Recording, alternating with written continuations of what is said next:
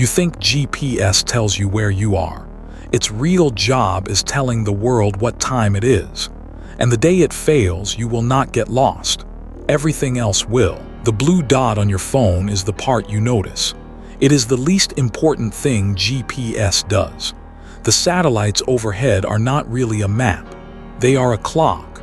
The most accurate public clock ever built, broadcast free to the entire planet. Every satellite carries an atomic clock, accurate to a billionth of a second. And a quiet, invisible fact runs the modern world. Thousands of critical systems have stopped keeping their own time. They just listen to the sky. Why does time matter so much? Because coordination is time. Two things agreeing to happen at the same instant. When the instant drifts, the agreement breaks. And almost everything you depend on is really just a vast agreement about when. Consider the power grid. It does not just move electricity. It balances it, hundreds of times a second, matching supply to demand across thousands of miles. To do that, every substation must agree on the exact instant. That agreement comes from GPS. Consider the financial markets. Millions of trades a second, each stamped with a time. The law requires those timestamps to be accurate to the microsecond. If two computers disagree about the order of events, the market cannot tell what actually happened first. Consider your phone call. Cell towers hand your signal from one to the next as you move, slicing time into slivers so 1,000 people can share the same airwaves. That slicing needs a shared clock. The towers get it from GPS, so keep one number in mind. The whole system tolerates timing errors measured in millionths of a second, microseconds. Push past that and things do not slow down, they break. Remember that. It begins on an ordinary Tuesday, not with an attack, with the sun. A solar flare, moderate by cosmic standards, sends a wave of charged particles washing over the satellites and the atmosphere their signals cross. The signals do not vanish. That would be almost easier. They degrade. They wander. The timing they carry starts to smear, arriving a fraction late, a fraction early, jittering in a way the ground systems were never built to question. Because here is the fatal assumption baked into everything. These systems trust the time from the sky completely. They have no way to ask whether it is lying. A wrong clock that insists it is right is far more dangerous than no clock at all. Minute 1. Nothing visible.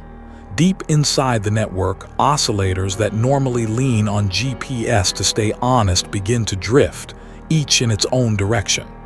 The shared instant, the thing everything agrees on, quietly starts to come apart. Minute 10.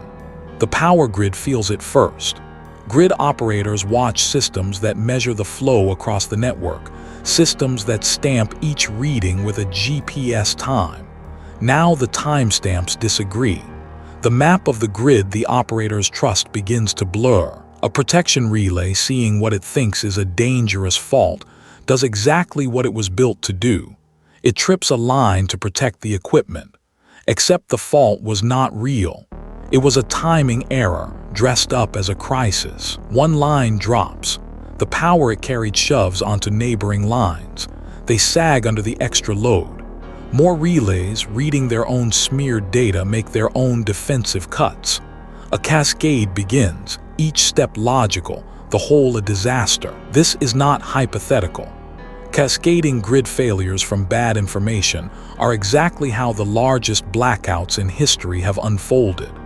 A single misread, propagating faster than any human can intervene, until a whole region goes dark. Hour 1. The lights are flickering across a region and the markets are seizing. The trading systems, unable to agree on the order of transactions, face a nightmare. Did this sale happen before that one? The timestamps no longer tell a coherent story. Under the rules, trades that cannot be reliably ordered cannot be trusted. Exchanges begin to slow, then halt. Not because anyone attacked the money, because the money system lost track of when. Hour 2. Your own day cracks open. You tap your card at the gas pump. Declined, try again, declined. The cashier shrugs. She does not know it is the satellites either.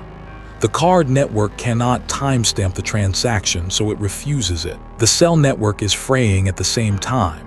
Calls drop. Data stalls. The towers, unable to share a clean clock, step on each other's signals. The one tool everyone reaches for in a crisis, the phone, chooses this moment to fail. And notice the quiet cruelty of it. There is no smoke, no crater, nothing to point a camera at. Every system is simply making confident, catastrophic decisions based on a clock that is subtly, invisibly wrong. Hour 6. Someone tries to place a bandage on the wound. Engineers who understand the timing problem race to switch critical systems to backup clocks. Some sites have them. Ground-based atomic clocks, sealed away, keeping honest time, but most do not. Backup clocks are expensive, and GPS time was free, and for decades free won every budget meeting. So the resilient sites hold, and the rest keep drinking from a poisoned well, and the map of who survives is drawn by old accounting decisions. Day 1. The world does not end, it stutters. Some grids stabilize by cutting themselves into islands that manage their own time. Others stay dark. Banks operate in a crippled manual mode. Air traffic slows to a crawl because that too leaned on the same clock. Aviation is its own quiet emergency. Modern flight paths, landings, and the systems that keep planes apart increasingly assume precise position and time. Strip that away and the sky does not fall, but it must empty, flights grounded, until controllers can cope by older, slower means. Day 3. The solar disturbance fades. The satellites steady. The signals sharpen back toward truth. And here you would expect the story to simply end. It does not, and the reason is the most unsettling part. Because the damage was never really in the sky. It was in the assumption. Every system that trusted a single clock without question is still standing on that same foundation. The sun sat back down. The vulnerability did not move an inch, and the sun is the gentle version. The timing signal from space is faint, fainter than the noise around it, and that makes it easy to overpower on purpose. A cheap device can drown it locally. A determined actor can feed a whole region a clock that is deliberately, precisely wrong. That is the scenario that keeps the experts awake. Not a flare, which is random and brief. A choice. Someone who understands that to break the modern world, you do not need a bomb. You need to lie about the time convincingly at scale. Week 1. The reckoning begins in conference rooms. How did so much come to hang on one faint signal from 20,000 kilometers up? The answer is the oldest one in infrastructure. It worked, it was free, and no visible disaster ever forced the bill. There are fixes, networks of ground clocks, backup timing over fiber, terrestrial signals that cannot be jammed from space.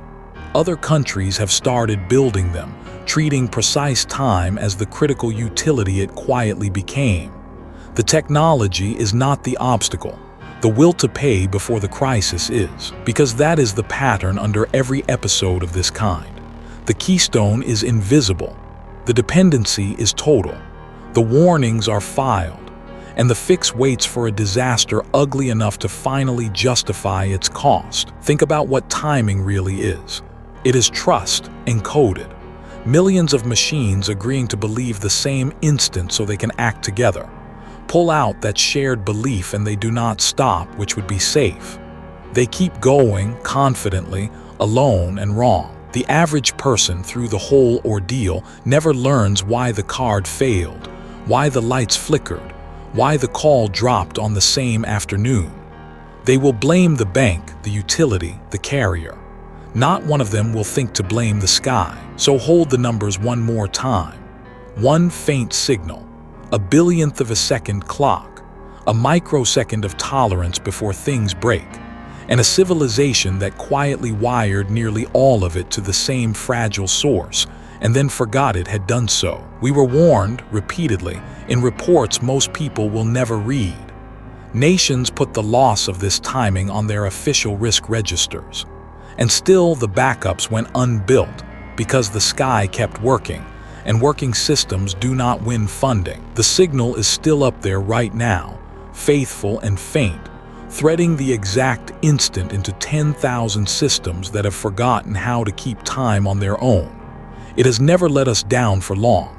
That is precisely why we stopped watching it. Somewhere at this moment, a substation is stamping a reading, a market is ordering a trade, a tower is slicing a second into 1,000 pieces, all of them listening to the same clock in the sky, and trusting, without a shred of doubt, that it will always tell the truth. The next worst case is already in motion.